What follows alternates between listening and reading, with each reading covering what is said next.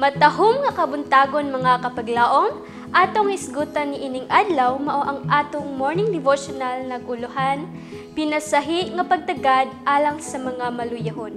Ug ang atong teksto makita sa Mateo kapitulo 18 bersikulo 10 nga nag-ingon, matngoni ninyo nga walay usa ni ining mga gagmay nga inyong paggatamayon, kay sultihan ko kamo nga sa langit ang ilang mga manulunda kanunay nagasudong sa naong sa akong amahan nga anaa sa langit.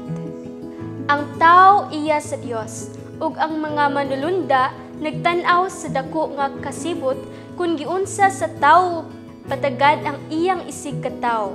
Kun ang langitnong mga linalang makakita ni adtong nag-angkon nga anak nga mga lalaki ug mga babaye sa Dios, matinagdanon sa pagtabang sa mga masalaypon, magpakita sa malumo.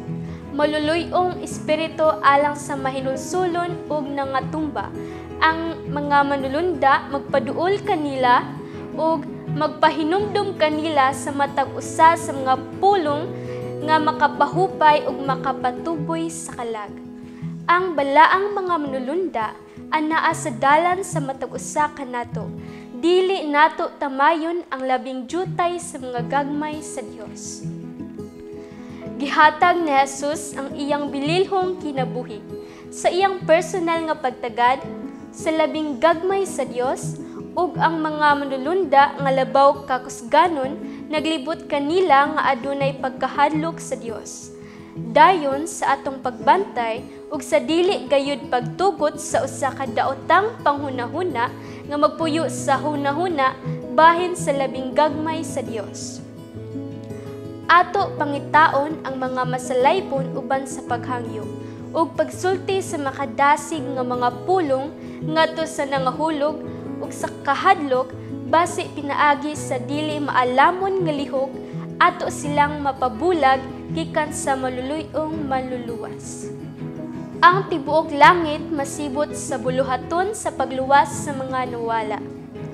Ang mga manulunda magbantay pinaagi sa mainiton nga kasibot sa mubiya sa kasiyaman ug siyam ug mugawas bisan sa daotang panahon ug sa bagyo ug ulan ngadto sa kamingawan aron mangita sa nawala nga karnero.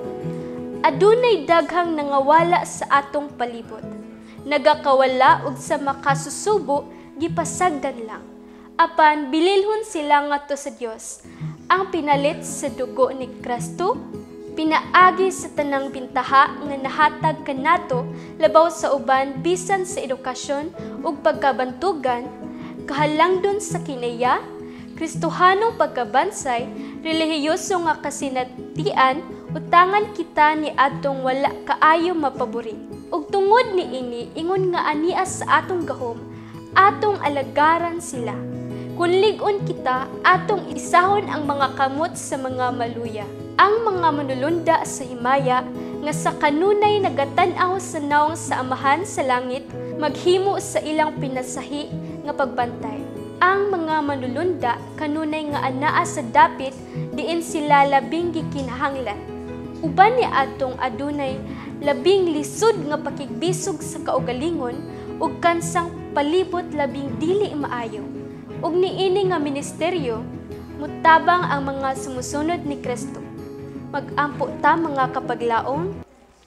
Our most gracious and kind Heavenly Father, as we conclude our morning devotional, we thank you for your word and guidance. May the lessons we've learned resonate within us throughout the day. Please continue to guide us in our journey of faith. Forgive us for all of our sins. In Jesus' name we pray. Amen.